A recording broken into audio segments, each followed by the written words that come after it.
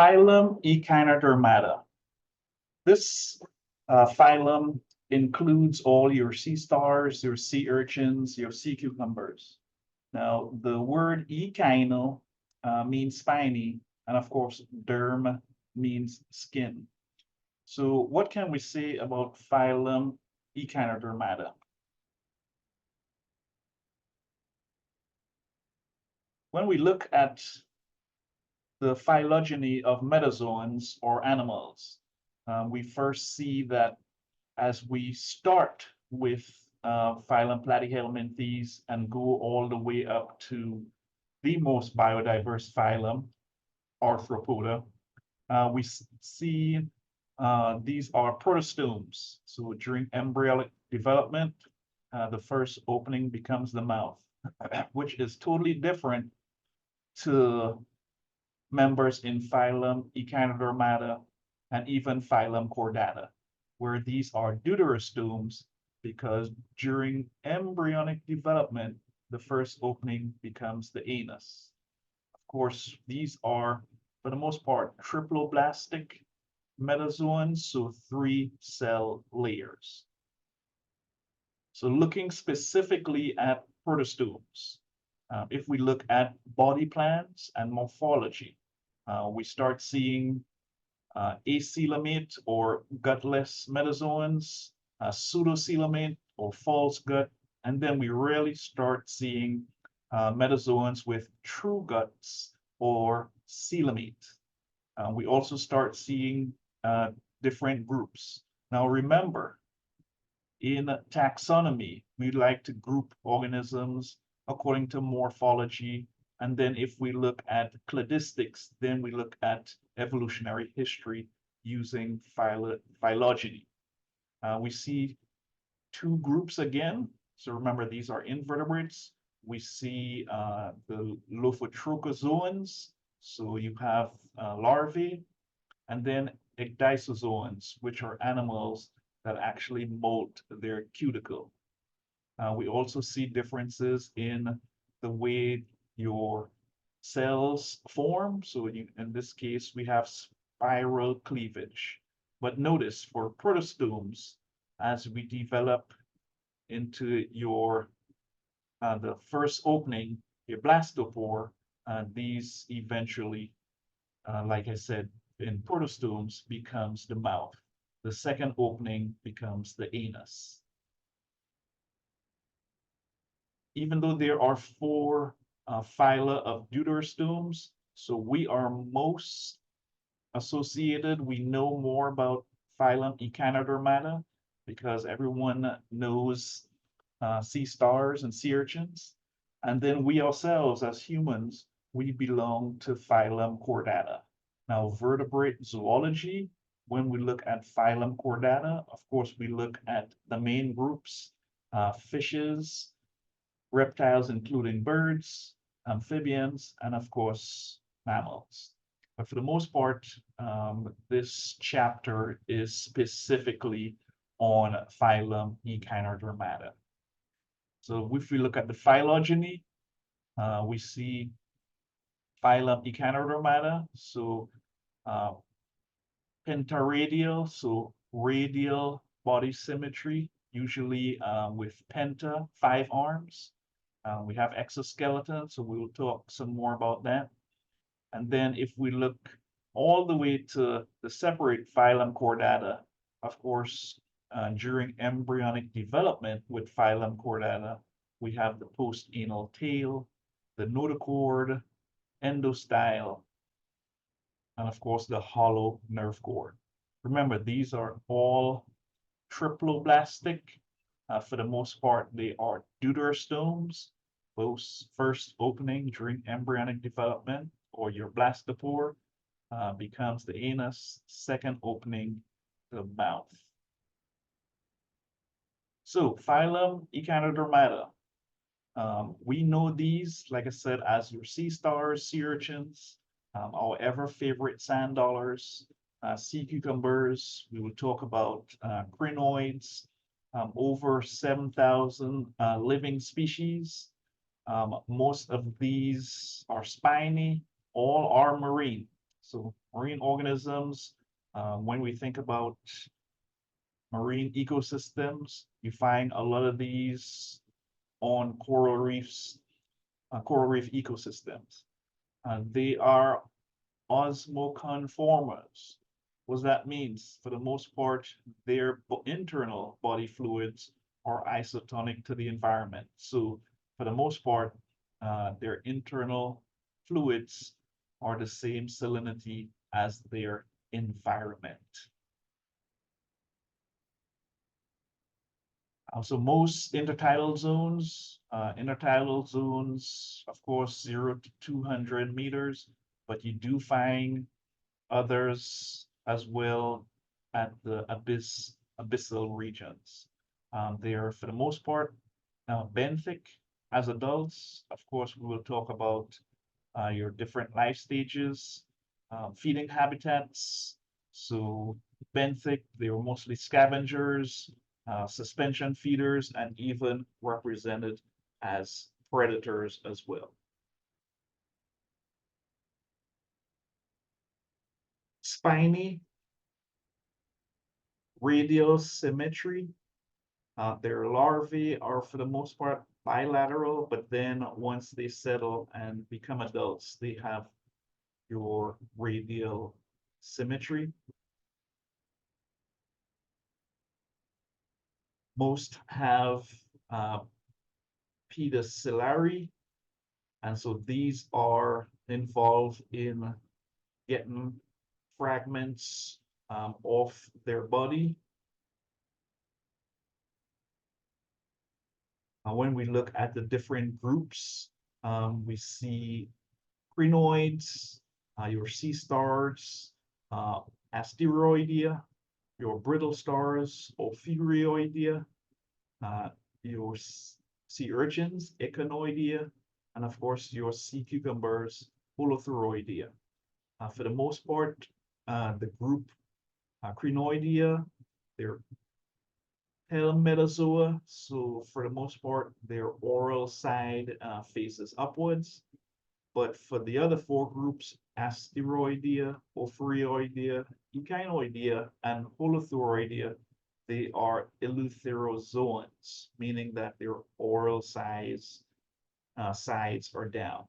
So essentially, their mouth parts are benthic, whereas in crinoids, it's the reverse of that. All right, so what about class asteroidea? So your sea stars. Uh, Usually you find these, so benthic, you find them on shorelines, mostly found on coral reefs. And of course, in terms of morphology, they show or highlight a radial body symmetry. Believe it or not, in terms of sizes, they range in many different sizes. For example, one of the largest, the crown of thorns sea stars, they can get up to 1 meter in length. If we look at more morphology, all right, so typically your anus, right, is pretty much to the top side or dorsal side. Your madreporite as well, located on the aboral surface. You do have tube feet on the oral side, so typically where your mouth is. Spines, of course, so hence the term echinoderm, spiny skin, right? And of course, these spines are movable as well. This is why in lab, when you feel the aboral and oral sides of your sea stars, they have that rough, spiny type feeling. So in labs, do not forget to look at these specimens. If we look even more, you do have calcareous type ossicles. Of course, you do have your coelom. These are coelomate metazoans. They have a true gut. dermal branchiae, so these projections, of course, their functions in gas exchange and getting rid of waste. And of course, they increase a large surface to volume ratio, meaning you have more contact for gaseous exchange. Your pedicellari, these are really nifty structures because they are involved in keeping the body free of any sand or debris, and also involved in different types of food being captured for the organism's nutrition. If we look at the entire system, so remember, these are all marine. You have a water vascular system, so fluid fill, which eventually opens up to a pore, and this pore is called a madreporite. Tube feet are responsible, of course, for moving things around, but this is a ampullate. This is a really important or good highlight of your morphological features of your sea star on the underside. Of course, your water vascular system has many functions, and this ranges from movement, gathering nutrients, respiration, and of course, release of waste products. Uh, how do how do sea stars move? Because they have this radial body symmetry, they are, for the most part, on the benthic ocean floor. They have this muscular ampullae that aids in movement.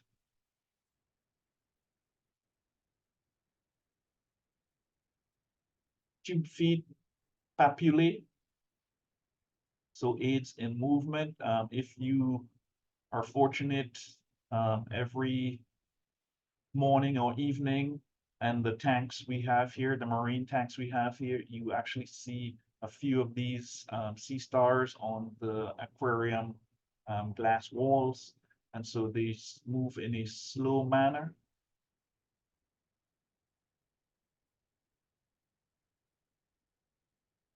They do have portions in terms of digestion. So you have different sections of your stomach.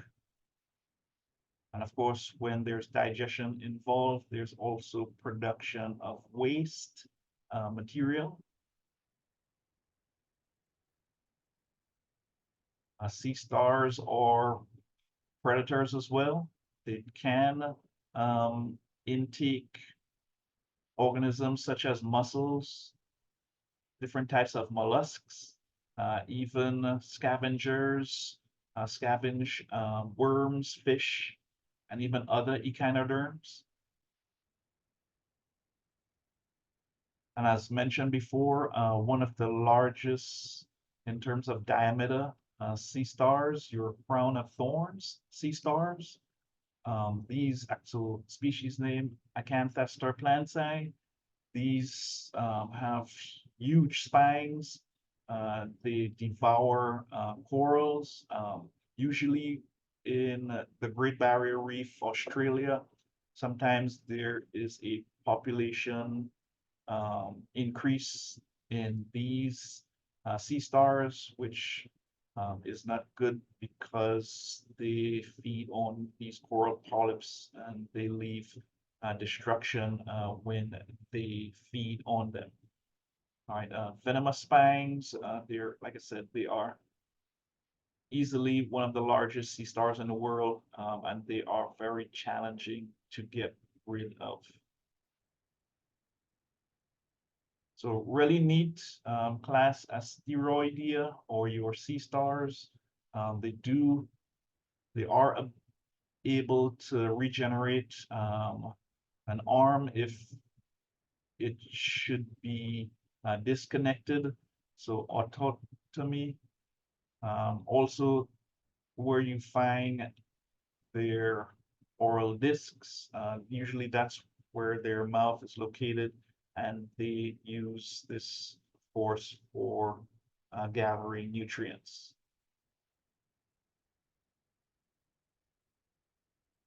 For the most part, we know sea stars have a penta or 5 arms, but of course there are other examples where they have more than one.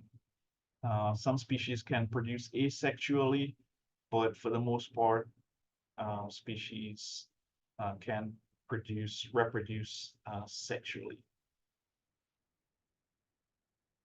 All right, so once again, separate sexes uh, produce sperm and egg, and then of course their larvae go through metamorphosis and then eventually become miniaturized adults.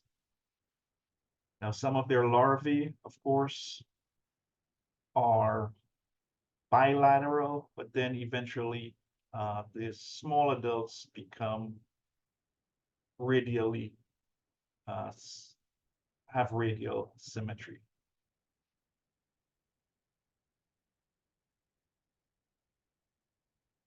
Another really neat classes of Phuroidea. So these are your brittle stars and basket stars. Once again, radial symmetry, for the most part, 5 arms. These are a little more slender in appearance than the arms of sea stars.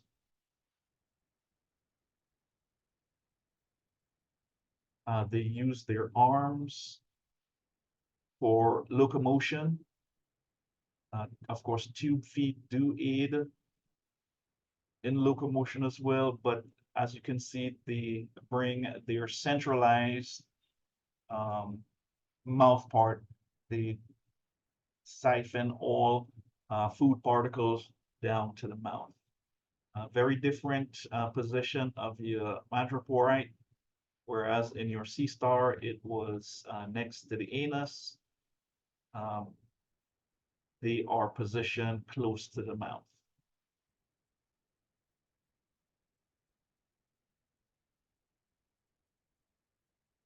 In terms of water circulation through small slits called bursae.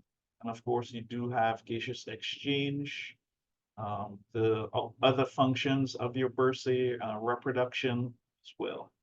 Typically, most of these have their separate genders. There are a small or few species that have that display monoecious.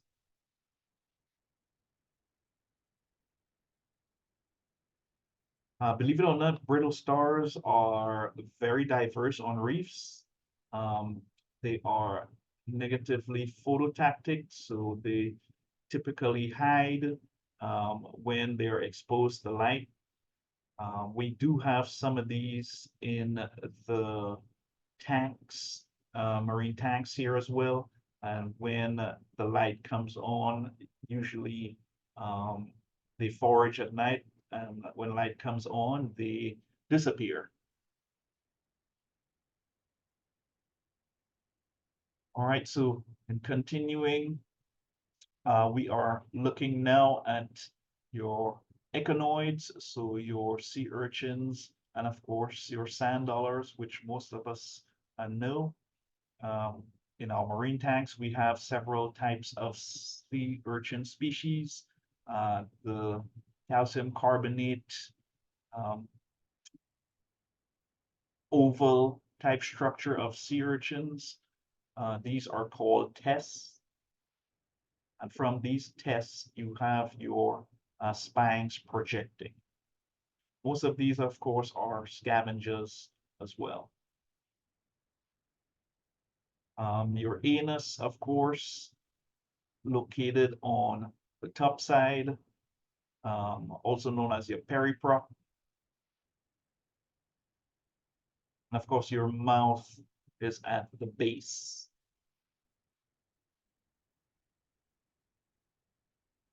Tube feet again. does assist in movement, and of course you do have pedicelaria. Remember, these pedicelaria structures aid in removal of debris from throughout the surface of your sea urchin.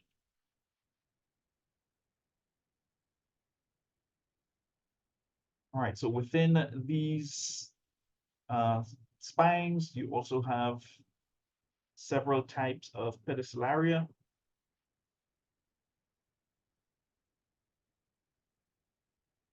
And then you typically, your mouth region is a structure called your Aristotle's lantern. For the most part, your sea urchins grind up food particles.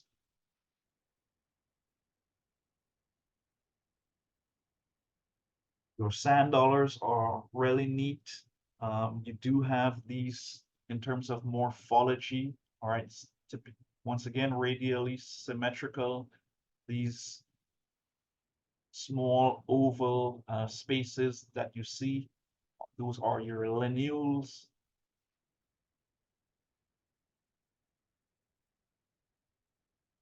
Class Holothuroidea, your sea cucumbers. These almost appear bilateral, however, they extend their feeding structures. And these feeding structures bear tentacles, and this is how they are able to capture food particles.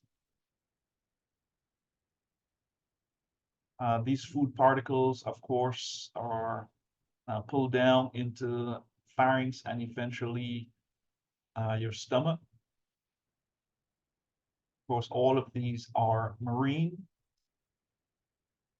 And then you have different types of ossicles, which are in their external dermis. Some of these are actually used to determine the species type.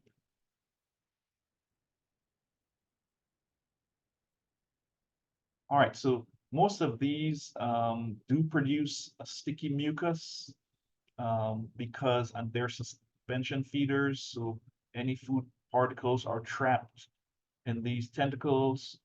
Mucus, of course, is one way to deter predators.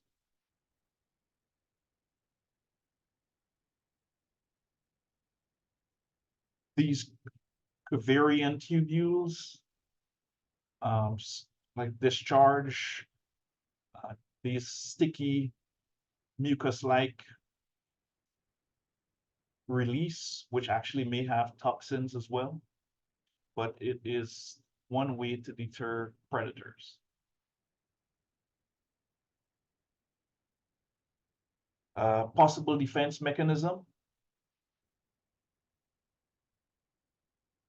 Class Crinoidea, so your feather stars, your sea lilies. These are really neat as well.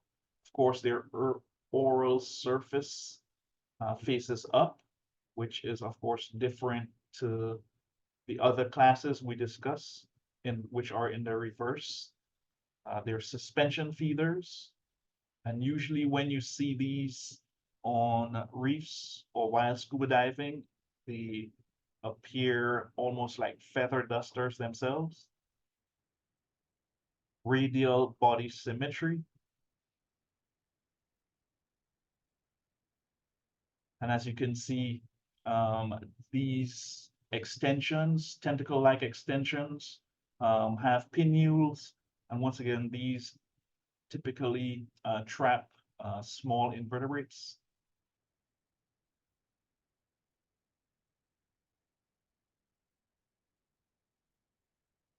External structures called cirri also allows many of these species to move as well. And typically, these are your echinoderms. Remember, they are all marine, radial symmetry, and they are deuterostomes. So Deuterostome metazoans. A very, very neat phylum with a large amount of biodiversity in each of these groups.